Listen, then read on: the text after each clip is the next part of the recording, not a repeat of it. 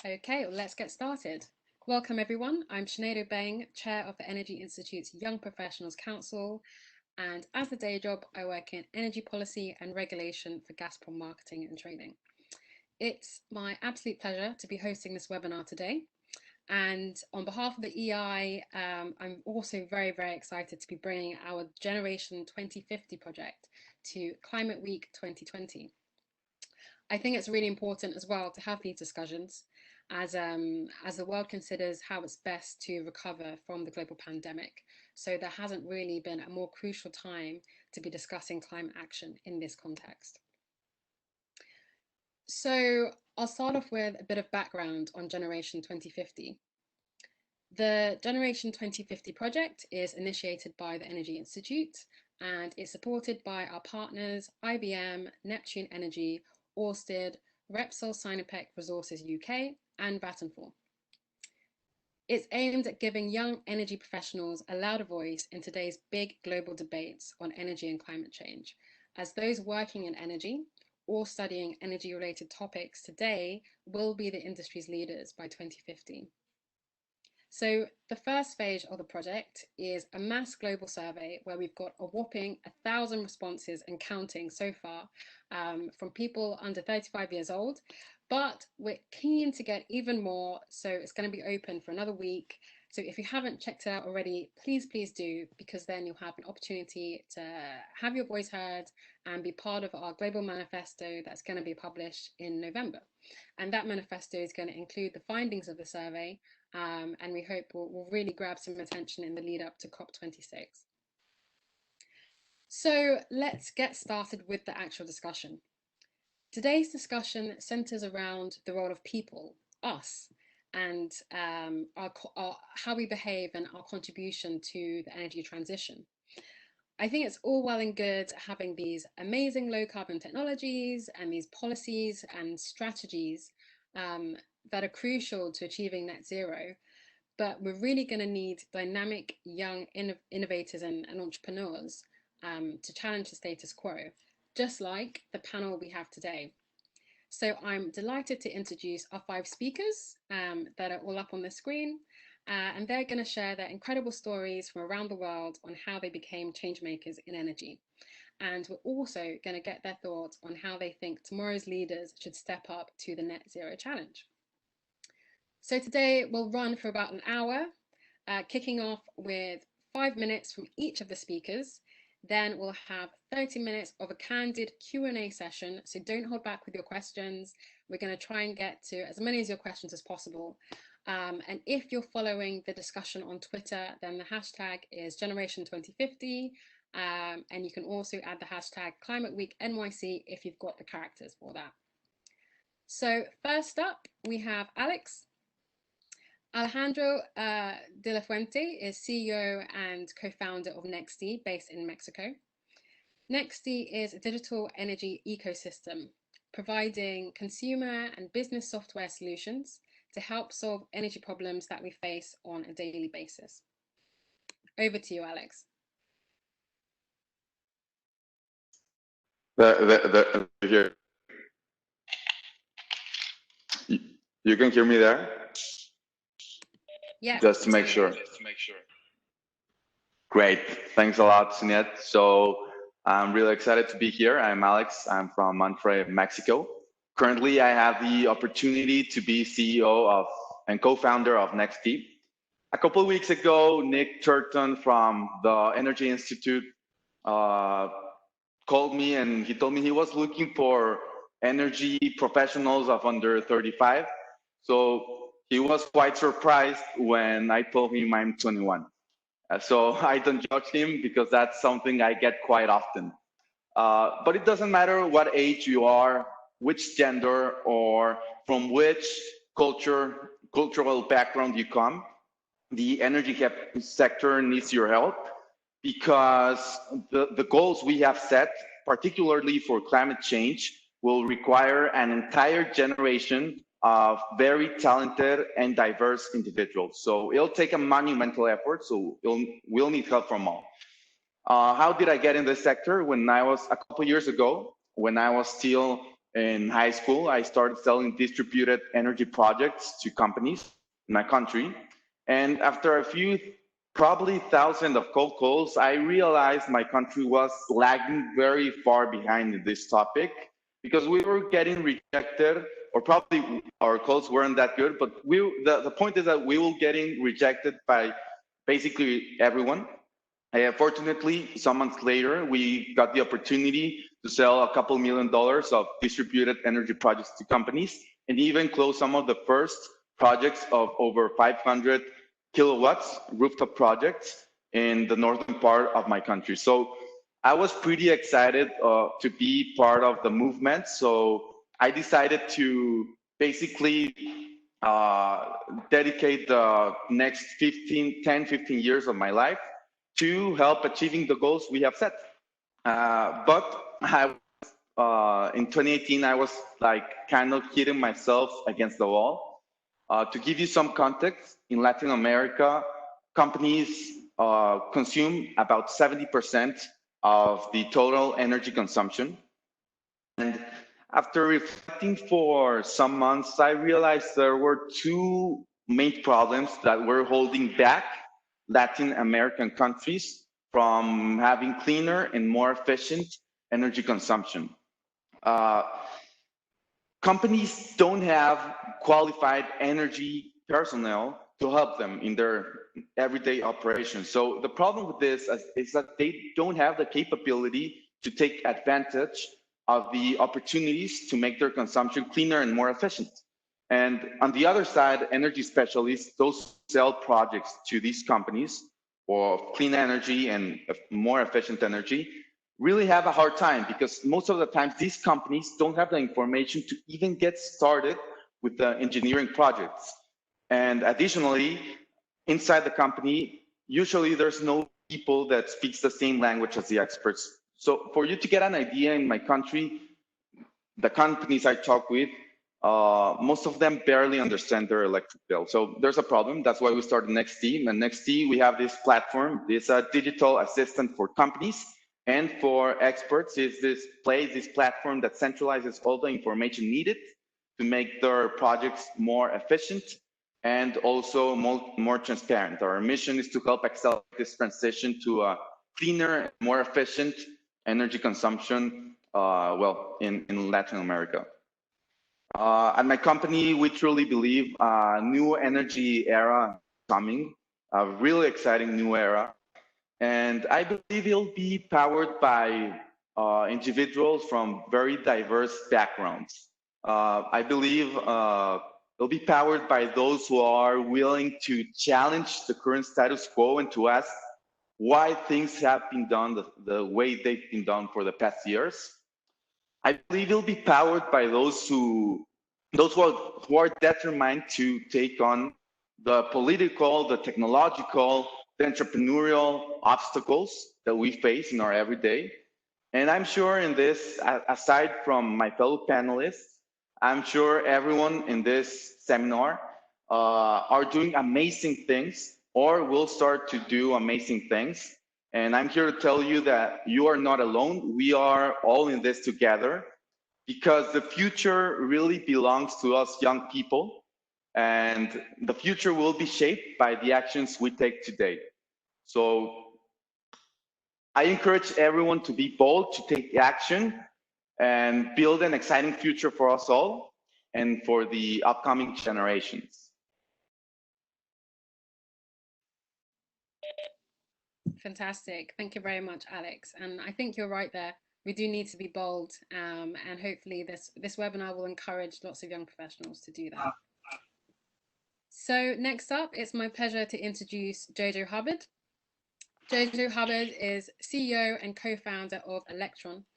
Electron is a London-based EdTech company designing and building the digital infrastructure that will enable transition to cheaper, cleaner energy and also flexible systems using blockchain technology.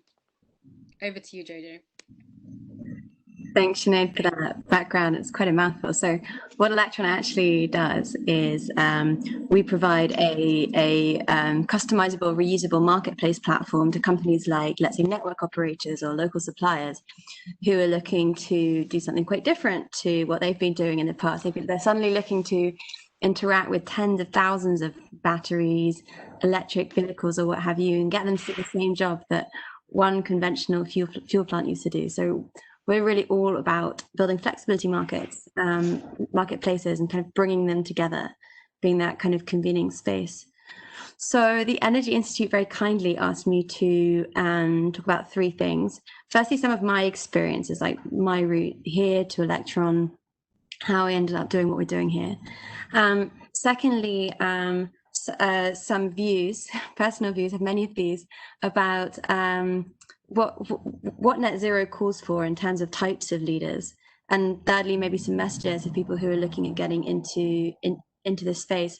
I'm going to start with my views first, and then I'm going to tell you my story so you can see why I think that's the route, and then maybe share some advice or some things that I've observed along the way. So the views bit first on does the move to unconventional fuels call for unconventional leadership? I mean, I think for me, like, you do not get to net zero unless you do so many smaller, really quite specialist things. Like, net zero is not about doing, 2 or 3 like massive capex projects like just hydrogen or just carbon capture. I mean, it's about doing them and like so many other things. So this is an industry that calls for huge diversity of thought, of leadership, like, and all sorts of spectrums of diversity, from what I see, because it calls for huge amounts of new solutions. I think the corollary to that, to calling for this kind of diversity of ideas, is it also calls for like really deep specialism on the one hand, and then for those kind of integrators, for those kind of polymaths who can bring it all together on the other side. So although this session is about leadership, I really think those are the two kind of key, like really different ways to be leaders, whether it's leader of a company or leader of a field or leader of a project. And I'm going to tell you a bit about my strange route to here, just to illustrate that. So I read English literature at university. I was a mathmo. I did all the maths Olympiads and maths and further maths and extra further maths, and then just kind of felt like, well, I want to write novels. So I went to university, studied English literature, I meant to write novels, and as graduates from university do, I decided I wanted to write my novel in this format of this Russian novelist. It was these 3 short stories. I went to live in Moscow for 9 months to learn Russian, write in that style, and trying to learn the language. I was just sitting in coffee shops and bars, chatting to people to try and practice my Russian. And actually, one of the main topics that kind of kept coming up again and again that was so fascinating to talk to these people about was actually renewable energy. Because I was coming from a world, when was this, like a few years ago, quite a while ago, where it was so obvious that wind and solar had won, and this was a world that was going to be drawing the majority of its power from wind and solar. And it really wasn't obvious to any people I was speaking to there. There was such like different opinions, such resistance, and it wasn't like I'm right. It was like, how can I explain this? How can I start telling this story? And I found that such a fascinating story to be told, and got so obsessed with understanding every detail of the story and every way people thought around it that I really moved on to focusing on just that. And I went about it in the kind of like way of, well, how can I tell this story economically? I went and I did 4 years energy investment banking on like investing in big, offshore wind sites, like solar portfolios, all of those early technologies. Kind of got, built this kind of universal wind model. I was saying, once you've sold 3 wind farms, you've kind of sold them all. Like, plug in the country, and I don't want to hear more about it, and the size, and it's going to spit out an answer. So I started being like, well, what's the hard bit? And the hard bit at the time there was batteries. Like, how do you, and storage, how do you integrate all of these intermittent sources of power? And started to start trying to invest in batteries. Anyway, long short, way too soon. There was no market. There was no market for the batteries to be selling their power into.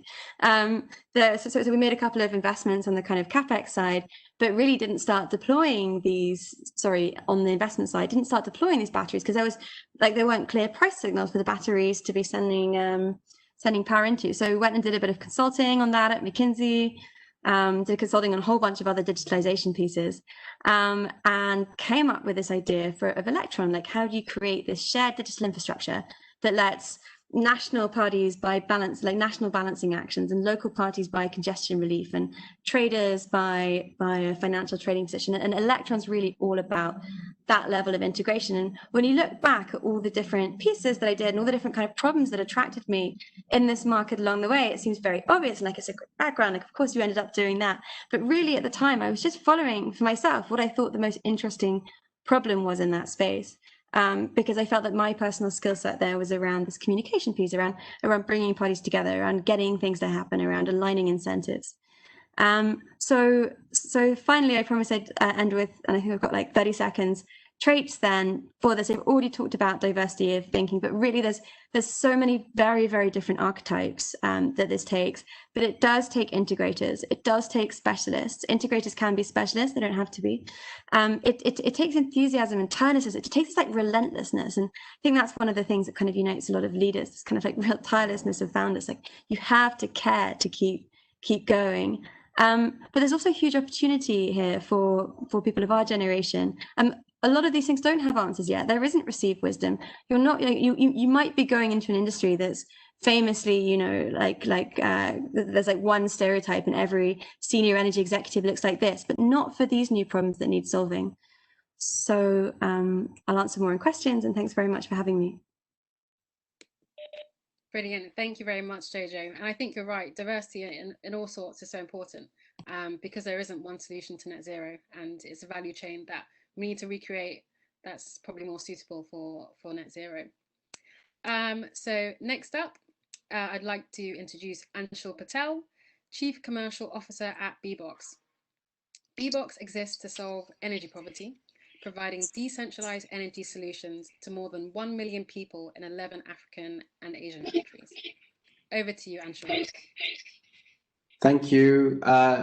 Good afternoon, good morning, everyone. And here from a sunny London. So I thought I'd just put up a couple of slides here. There's only two, I promise. And I don't really want to talk too much through some of the background, but I'd like to just, please read that. And if you have any questions, feel free to reach out. But I'll tell you a bit about, as some of the other panelists have done, where I've got to so far, and where I think I'm going, and what we're doing, and my sort of take on how I came here and what excites me about the future. So just a bit of experience and background. I'm actually an aeronautical engineer by background, but I do not practice aerospace, and I have not for many years. One of the things that drove me to do what I'm doing today is basically the fact that when I joined the aerospace community, I felt like I knew what I wanted to do. But actually, that was the beginning of work at that time for me. And I really felt a bit of a disconnect between what I'm trying to achieve there and the sort of scale of some of the issues that I've seen in East Africa, where I grew up. And I just didn't feel that there was enough tangible views and objectives for me to sort of touch base on. So that kind of got me thinking. And for personal reasons, moving back to Africa, I picked up this idea about Bbox with some colleagues. And, about 10, 12 years later, we're in a very different position than the original idea. What I really enjoy about what we do and is about the technological change, allowing access to energy, and actually, as I've written at the bottom there, just bringing change through technology in an impactful and scalable way. And maybe if we could just move on to the next slide, I'll sort of talk through just some experience and a few messages around Bbox. So we call ourselves a next generation utility, and that's quite a lot to swallow, but essentially there are about 3 billion around the world who are underserved. And what Bbox does is we create the physical and digital highways to be able to connect to these consumers. So just by saying that, you'd appreciate that we're actually quite a developing market, a frontier market focused business. Our business is currently and predominantly in the solar home system space, where we deliver packets of energy in what we call solar home systems, a panel, a battery, and some lights and accessories. And we charge consumers on a monthly basis. We have various forms of models: pay to own, rent to own, or service otherwise. But actually, the engineering part, the 1% of the problem was actually the product at the beginning, and that's what we focused on. But there are about 999 problems, and the product happens to be one of them, right? And so Bbox, what excites me about Bbox is that it's actually relatively simple, quite commoditized technology that we use. But actually, the challenge in actually getting that product to scale, or the products to scale to customers who haven't been reached so far in geographies that are really challenging, with all sorts of things going on around the world, including today's circumstances, is actually what's really interesting, right? So my journey has gone from, being quite technical and focused to being quite commercially astute and trying to figure out, well, how does this get to scale? What are those enabling factors? Is it policy? Is it regulation? Is it finance? Or is it all of the above? Actually, people as well. And this is what's really interesting about Bbox, right? So we started off with solar. We're now moving into other aspects of energy, and to the tune of being a next generation utility. It's distributed, it's decentralized, and it's decarbonized. And that's the sort of ethos that we follow through. So today, just to give you some flavor, we're serving over 250,000 customers in 11 countries. We get payments from each one of these customers every day or every week. And we have a team of distributed agents who are responsible to manage and service these customers.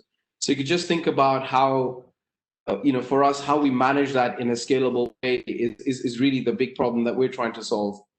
And maybe just some things about the sector and the space before I close off. I realize I have just a few minutes, but we're not going to achieve what we want to achieve with the climate zero targets in the current direction.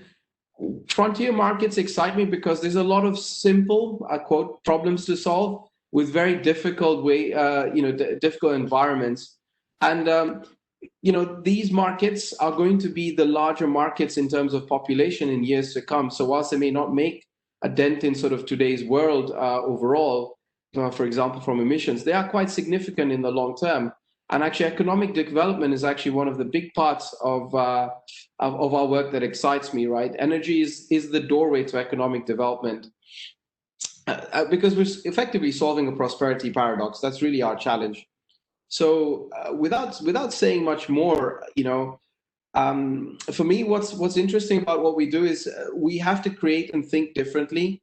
We don't have, and our customers or the governments in the countries we work with don't have the resources that the West had when they were doing their development.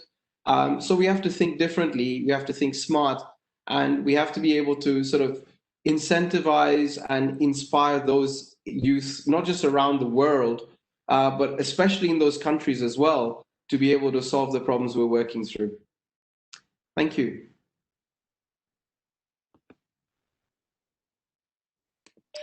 Thank you, Anshul.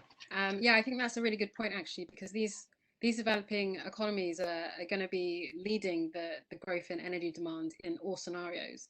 When you look at kind of the latest publications or the big ones by BP or whoever, the big trends in the key areas are Asia and Africa, and the developed nations seem quite constant. So I think as prosperity rises of these countries, then energy demand does, and obviously the access to energy has to improve at the same rate. So yes, thank you for touching on that. Next up, it's my pleasure to introduce Rolake Rosiji.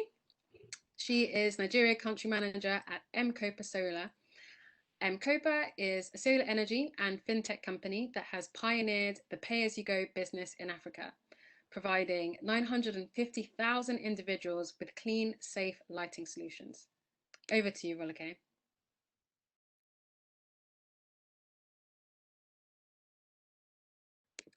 Oh, you're still on mute, Rolake. There we go. So to be the first one. Hello, everyone. Afternoon. I'm dialing in from Lagos, Nigeria. Pleasure to be on the call today. So I'm the country manager for M-Kopa Solar in Nigeria. My path to getting into the renewable energy space was not linear at all. So I grew up in the UK. I studied economics and politics. And then I went on to do a master's in international development management. And I was really interested in solving big problems that emerging and developing markets were facing. Why are poor countries poor, and why are rich countries rich? And what's the path to get poor countries to develop? So after uni, I actually ended up in a bog standard graduate job in accounting at Ernst & Young, and quickly realized that that was not for me. So I got out and I ended up in management consulting, but focusing on projects working for organizations like the World Bank and like DFID that were trying to solve private sector problems in developing countries. So how can we increase jobs? How can we generate more revenue in these countries in all types of sectors, looking at agriculture or construction? So I did that for a few years, and then I did some consulting, working for the public sector in the UK. And then I took the plunge and I finally moved back to Nigeria. So I'm from Nigeria originally. So I moved back here about 5 years ago, and then I became head of strategy at Arla Foods for the Africa region, where I was working on expanding the dairy market across Africa, and also doing quite a bit of work trying to empower local farmers here. And then a couple of years ago, so 2 years ago, I joined Mcopa to help set up their business in Nigeria. So telling you this whole background because there isn't necessarily a linear path into energy. We've heard from Ansho, he was an aeronautical engineer. We've heard from Jojo, she was in investment banking. So there's no kind of cut and paste path into energy. So that's me, that's who I am. So now I'll tell you a bit about what drives me and why I decided to join Mcopa and the problems that I'm tackling today in Nigeria. So Mcopa is a competitor of Bbox. So actually, we also provide solar home systems to consumers across Africa. So our main markets are Kenya, Uganda, and now Nigeria. And what we do is we put the power in the hands of the consumer to control their energy provision. So a solar home system is a pack that provides a consumer with solar panels and then the appliances that are powered by those solar panels. So we provide lighting, mobile phone charging, TVs, fans, and fridges. And Mcopa is a financing company as well. So we give customers the finance to pay off these products. So a customer can pay off a solar home system from anything from a year to up to 5 years. So that's the business. So I'll now take a step back and speak a bit about the problems that we're facing today and the reason that we're all here on this Gen 2050 call on reaching climate zero is we're all kind of driven by this goal to solve climate change issues and have, as others have mentioned, also increasing economic opportunities to the audience. So I'll tell you a bit about Lagos, which is where I am today. Lagos is currently the largest city in Africa. So there's about 20 million people living in Lagos. That's up from 11 million just 10 years ago. And it's projected to be the largest city in the world by the year 2100 with 80 million people in Lagos. Lagos also faces a lot of flooding on an annual basis during the rainy season. There's crazy flooding and people struggle to kind of leave their houses. And the UN put out a study recently saying that sea levels are likely to rise in this region by about 1 meter by 2050. And a lot of Lagos will be submerged underwater.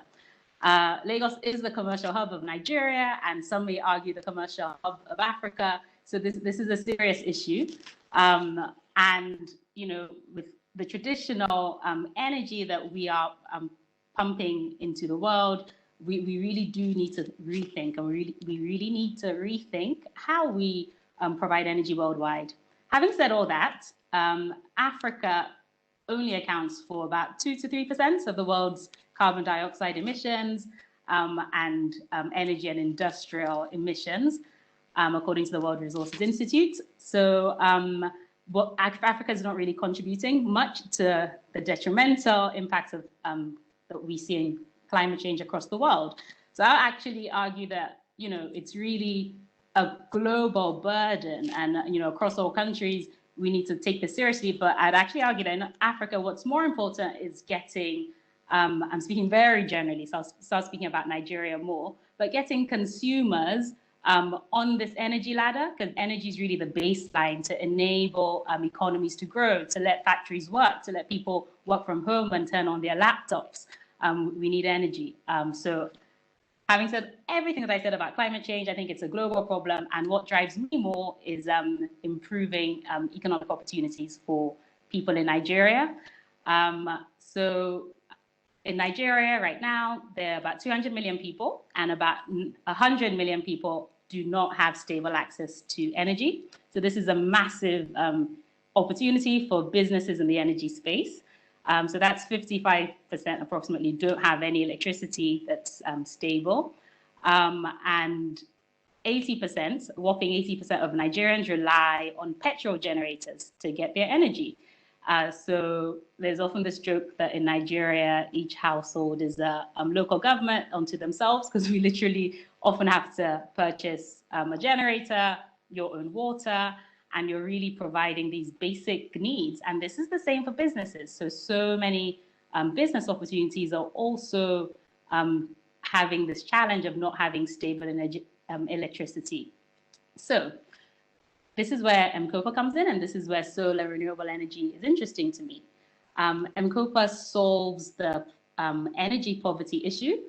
We aim to displace kerosene and generator use and be a better alternative for consumers across Africa. So if you imagine a woman, in a rural area in Nigeria, and she has a small shop at night, she would be using a kerosene lamp to provide light and inhaling dangerous fumes. Or, a household, the typical, when you walk around Lagos, if anyone's been, what you notice is this noise of the generator, and again, poisonous fumes. And it is expensive running these generators. Fuel, buying it on a daily basis is high. So what M-KOPA is doing is providing an alternative that customers can pay off on a daily basis at a cost that enables them to save, and that is more affordable to consumers. So, customers were stuck paying for services that were inefficient, paying for grid energy that they don't have good access to, paying for generators that are poisonous and expensive. And so M-KOPA provides them a path to owning a solar system that is efficient. They can pay off over time, letting them save, and also it doesn't harm their health. So what excites me about this, I know I only have less than a minute left. What excites me about this is that in this sector, we're using technologies to solve such a big issue. Like I said, what I always wanted to do, having studied international development, was to work in an area that was solving the big problems that are faced in developing markets. And I feel like energy is at the crux of this. And we're using machine-to-machine learning, Internet of Things, all the trendy, sexy buzzwords right now to kind of to track how customers are paying for their systems. It's all done electronically. And to check a customer's credit record, we've integrated with credit checking agencies, we've integrated with payment companies. So it's all very high tech, and it's enabling us to make this a business that can scale up and can reach lots of people. So in the last 20 seconds, my second slide has just popped up. So going back to the theme of what really drives me is the fact that we are improving people's livelihoods at M-KOPA. So if you look at the screen, I'll just mention those 4 key points. So 140,000 people have generated income with the M-KOPA system in 2018. So that's using the system to do other businesses. There's been a 60% reported improved health without kerosene in their homes. So this is all across Kenya and Uganda and Nigeria. And study hours for children have increased with lighting. And then lastly, people get more information because they can watch a TV or listen to a radio that's being powered by solar. So I'll end there. Fantastic. Thank you very much, Rolake. It's great to hear about both the health and income benefits for some of your customers as well. And last up, we have Frank Fuan. Frank is CEO and Executive Director of Sunseap Group. Sunseap is the largest clean energy solutions provider in Singapore, with a portfolio of solar projects around Southeast Asia and the Pacific region. Over to you, Frank. Hey, hi everyone. Hello from Singapore. I think it's about near to 10 p.m. So just bear with me. I'll start by saying that in the renewable energy industry, I always felt that we are a startup. No matter what time or what scale we are in, we are like a startup. I recall a friend 20 years ago when I graduated, he asked me, "What are you doing?" I said, "I'm in solar industry." I said, "Oh, okay, a solar startup." I met the same guy a couple of days ago, 20 years later. I said, "Are you still in that startup?" So in their mind, it's like we are always in this startup scene, all right?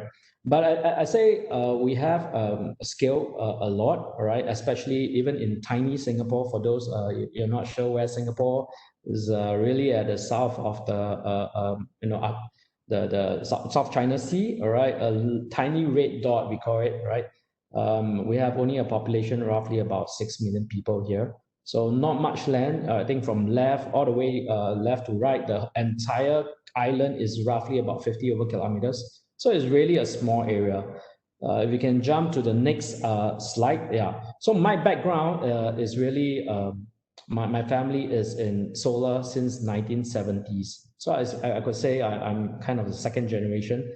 My father was in the manufacturing business. So we were one of the very early ones in globally, I feel, right? That was manufacturing solar panels since the 1980s.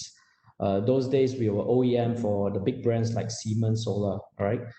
So fast forward to today, I think we move ourselves downstream from a manufacturer into a solar developer. We call ourselves a distributed utility player as well. We know the slide that you see, the picture that you see on screen now is really a very good picture to depict the scene of solar in Singapore. So we have a very distributed solar scene, right? So unlike many countries where you have big solar farms generating power, we have a very distributed one. Those housing estates there, these are what we call HDB blocks in Singapore. These HDB blocks, each one is roughly about maybe a 50 to 60 kilowatt. A bigger one, you see at the bottom, maybe is about 100 kilowatt. So in order to do a 1 megawatt, you probably need about 20 of these HDB blocks, right? So imagine this is about 15 to 20 story high, some even higher. So you have to hoist all the equipment up, in the residential area to make sure that safety, all safety considerations are there. So it's not easy. Plus the fact that our government in Singapore, we don't have any form of feed-in tariff, unlike many of our neighbors in Southeast Asia. So everything is market competitive. So I always say they love the solar and the green electrons, but they don't want to pay for it. So we have always trained ourselves to be in I would say, more challenging environment to actually conduct a renewable energy business. So that is really the background of what I call the disability of, or rather we are a renewable energy handicapped country in Singapore. But today, I think we are proud to say that we have roughly about 300 megawatts already installed in Singapore. So imagine 300 megawatts, there's many of those blocks, roughly about a few thousands of them, right? All on different type of rooftops, big and small. All right, we also have done energy retail. This is what we call clean energy retail to the likes of the RE100, Apple, Microsoft, and the residential players, residential community here. They can buy clean energy from us even if they don't have a rooftop. All right. We also move into the other segments of distributed utility business involving, I think we heard a lot of off-grid systems. We are also into energy efficiency, battery systems, virtual power plants, and even EV charging, right? And we are present in 12 markets today, as north as China, as south as Australia. So if I can move it to the next slide. So this is one of our latest projects that we have executed. This is, I think, as I checked in sometime last month in August, this is the largest, still the largest floating PV on a seawater environment. This is a 5 megawatt plant, all right, in between Singapore and Malaysia in the Straits of Johor. So why are we looking at this plant? Why don't we focus on rooftops like what we have in the earlier picture? Really is about finding out new areas. I think Singapore has ambitions to be carbon neutral by 2050. All right, and how do we achieve it without with very little land, right? So we look at many of these alternate areas like floating PV in freshwater and in seawater in this case, right? We look at offshore islands. We even look at cross-country interconnect. You have a solar farm in another country, and you pull the cable into Singapore to power to provide the clean energy for. So I really look forward to speaking with everyone today. Thank you. Fantastic. Thanks a lot for that, Frank. That was very fascinating. So let's get on to our Q&A. I have some questions that have come in. So I'll kick off with a question for Jojo from Caroline. So at the end of the presentation, let's start with the actual question. Yeah, so what are your thoughts on Tesla becoming the first trader to access the balancing mechanism in the UK through the new online route? So by background, National Grid ESO has rolled out a software interface to allow newer and smaller players to participate in the balancing mechanism for a more simple and cost-effective web-based route solution. The application programming interface is an intermediary that enables two different software applications to talk to each other, and that went live in the ESO's National Control Room on Thursday. Tesla became the first party to take part.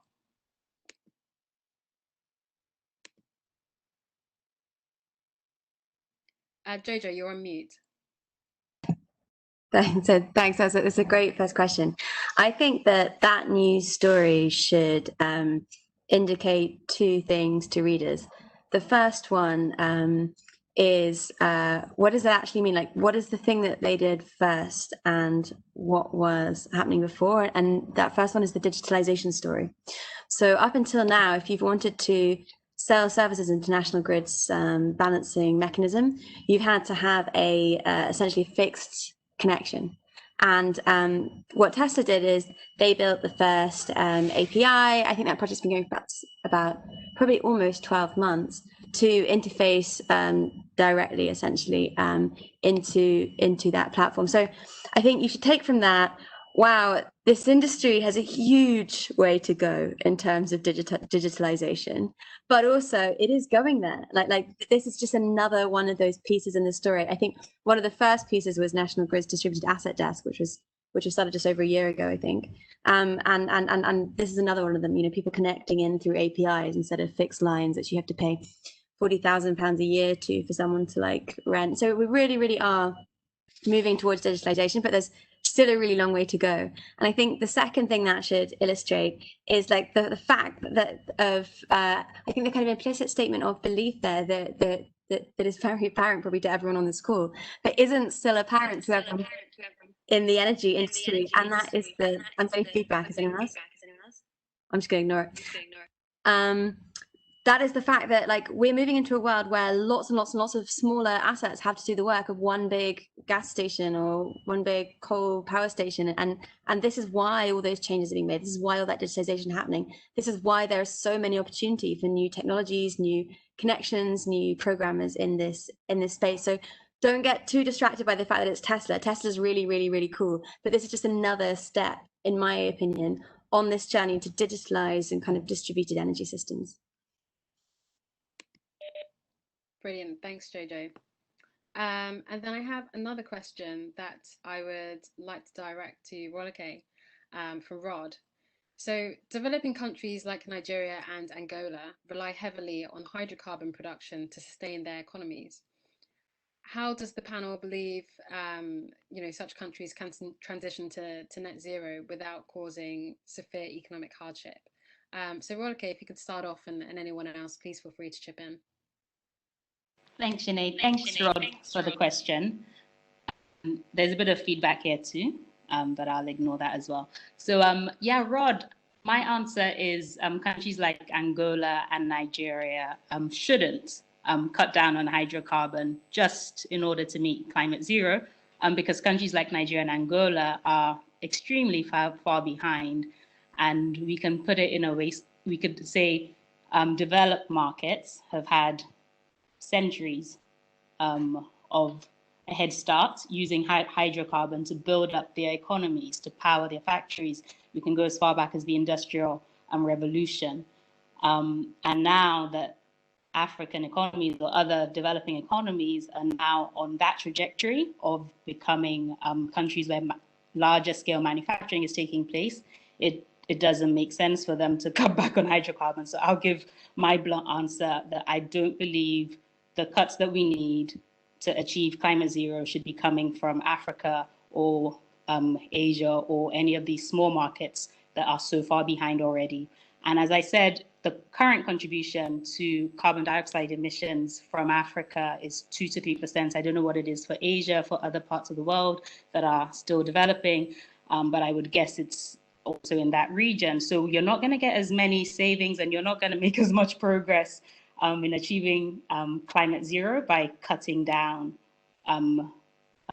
carbon emissions in Africa compared to elsewhere. We need to cut it down in countries where there is already extremely high emissions of carbon, not in the countries where we're already extremely far behind and we require carbon. So that's my controversial answer, despite the fact that I work in solar and I don't want Lagos to be flooded, but Lagos will only not be flooded in 2050 if this is a burden that's taken on globally, because Lagos and Nigeria and Africa or Angola, we do not contribute that much to the overall carbon burden globally. So not much will be saved by cutting down the hydrocarbon here. Having said that, hydrocarbon emissions here, having said all that, solar, I do believe solar and other renewable energies are a way of putting energy and democratizing energy in these markets. So in Nigeria, what we do at MCOPA is we let the consumer kind of decide on how much energy they're going to use. And the more the energy is digitalized and the more that it's smart and it's controlled, you're only using as much as you need. So yes, the more solar, the more hydrogen, the more wind power that can be used in manufacturing, the better. And yes, hydrocarbon emissions can be cut down, but it's not my view that this is where we're going to get to climate zero by cutting it down in these markets, but definitely decentralizing energy across Africa it's a great step forward.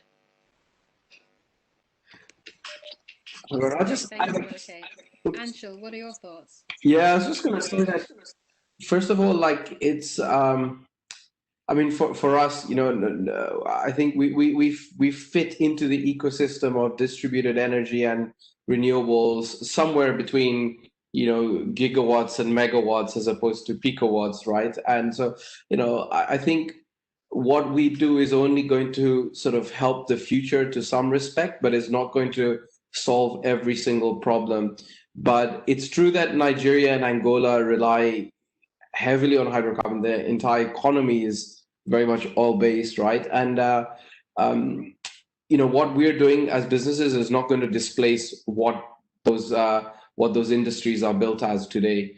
But I think that governments do need to make some very strategic decisions about the future of their countries, the resources they have available, and how they'll keep themselves relevant. So, I mean, what I'm trying to say is that it's probably a little bit difficult to sort of speculate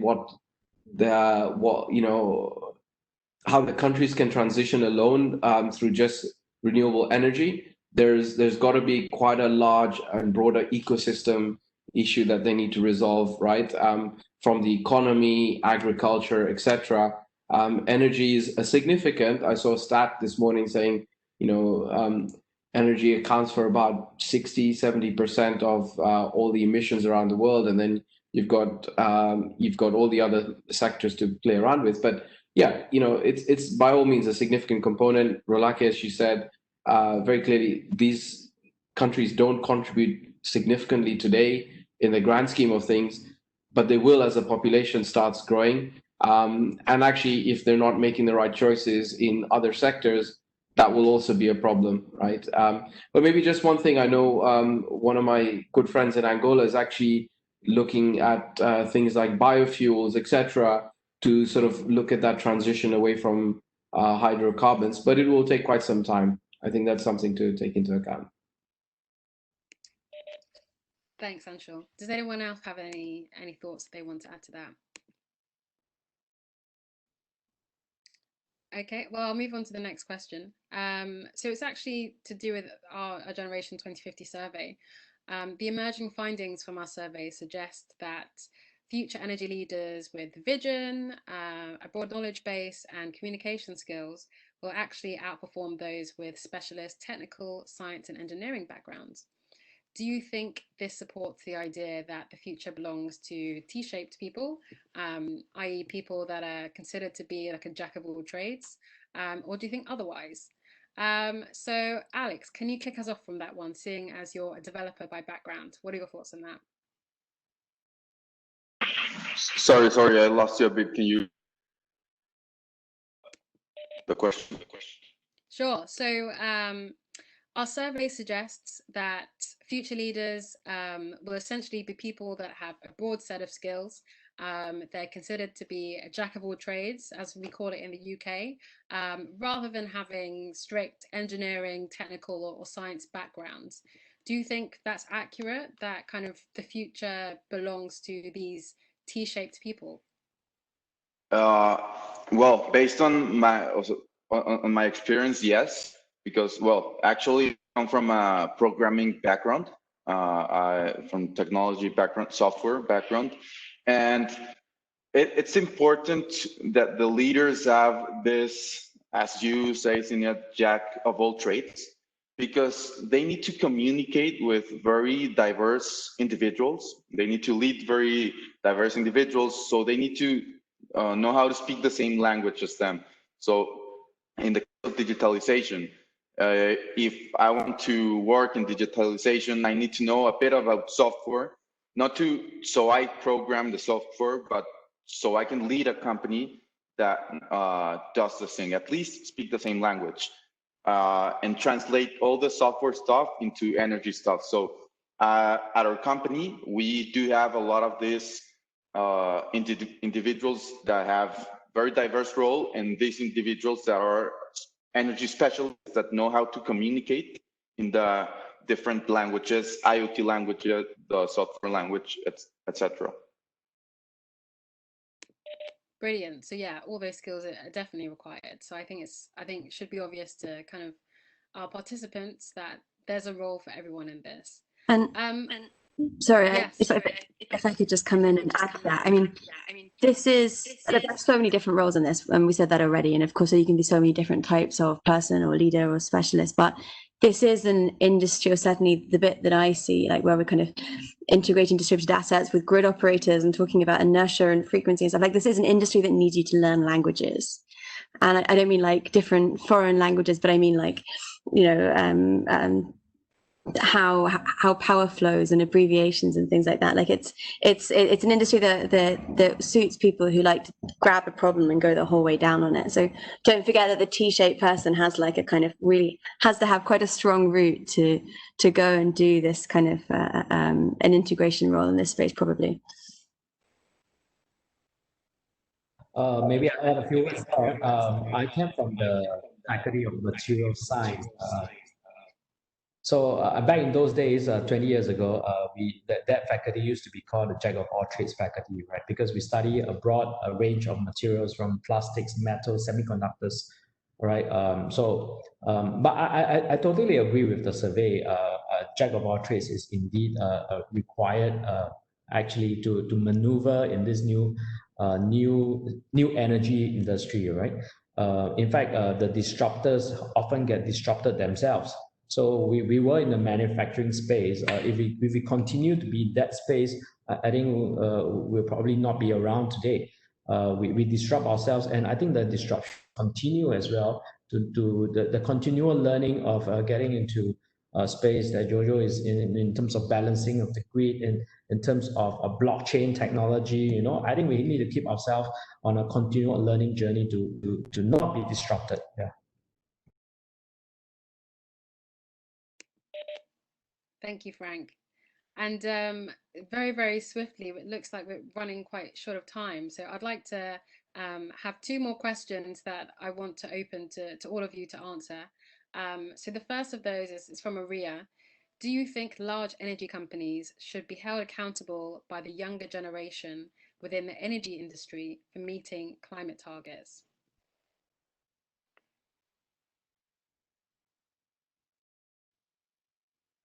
Could you repeat the question? Sure. Do you think large energy companies should be held accountable by the younger generation for meeting climate targets? I mean, I can start. I think all companies should be held accountable to meeting climate targets, all governments, and by as many people as possible. And if some people from older generations will too, some people from younger generations too. But I really, really do think, I can't say this enough, there are so many bits of the supply chain to reinvent, bits of how we live to rewire here. That yes, it's on all of them and all of us. Yes, and I think that they should be held accountable economically.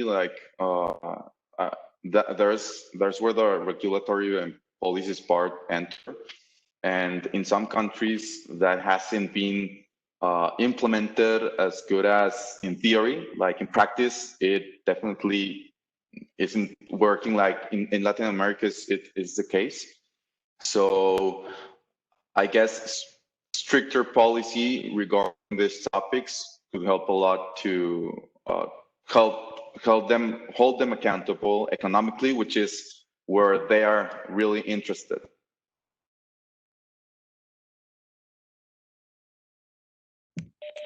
One thing that I'm seeing from this period of time is the reputational incentive being used much more profoundly than I've ever seen it used before. There's a real, people are listening, people care. There's a real push to data transparency, to revealing what parties are doing. It makes it so much easier to set better targets. And I think that reputational incentive, again, it's on all of us to keep making that important too. Yeah, I wholly agree with that, actually. It's, I mean, from my perspective, I think there's two things that are happening. As Jojo said, I think every company and every organization, every individual should be held accountable to their own, to the proportion they can. But more than that, I think what's not being seen is things aren't moving as fast enough as change might need to happen.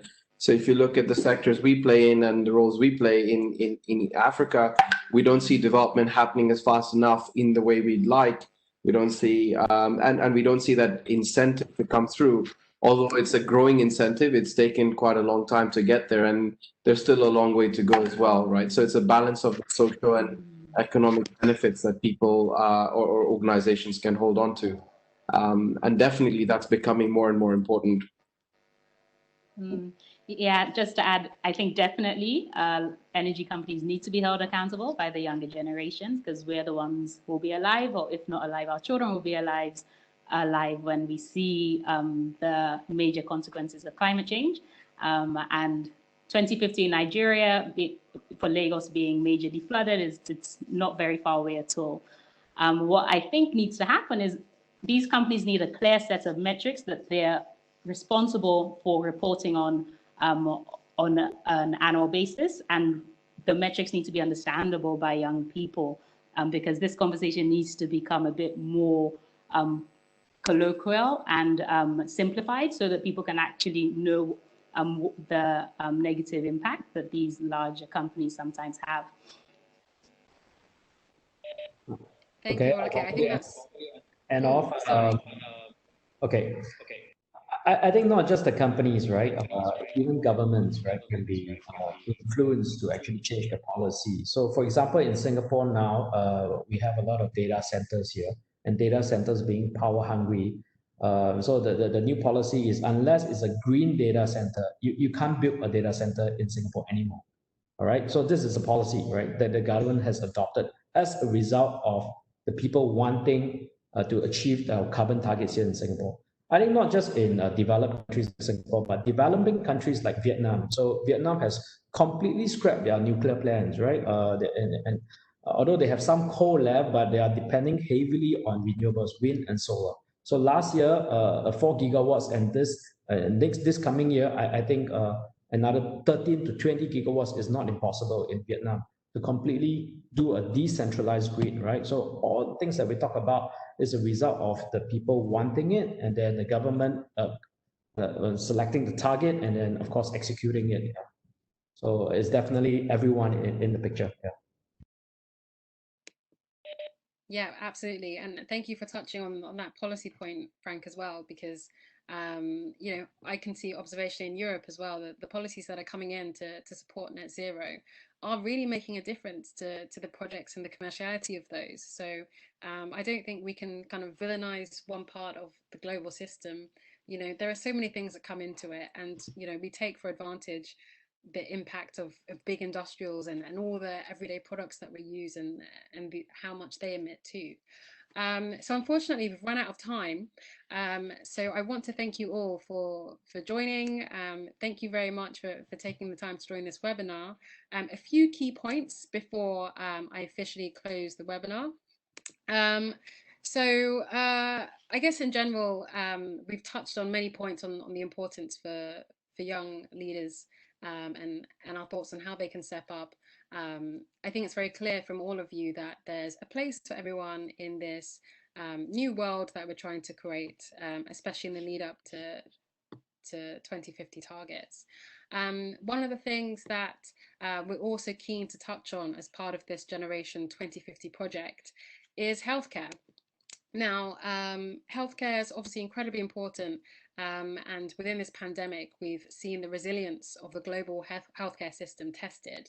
And one of the dots that often isn't connected to healthcare is access to energy, which underpins the healthcare system in many countries. And we spoke about the challenges in developing countries as well.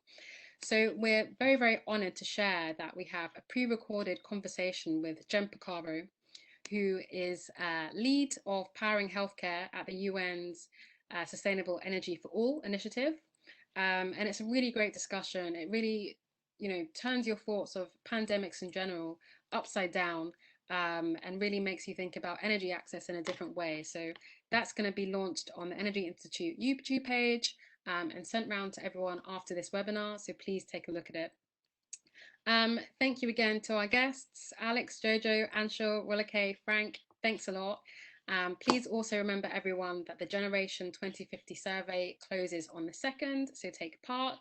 And thank you to the Climate Group and our Generation 2050 partners for allowing this webinar to happen.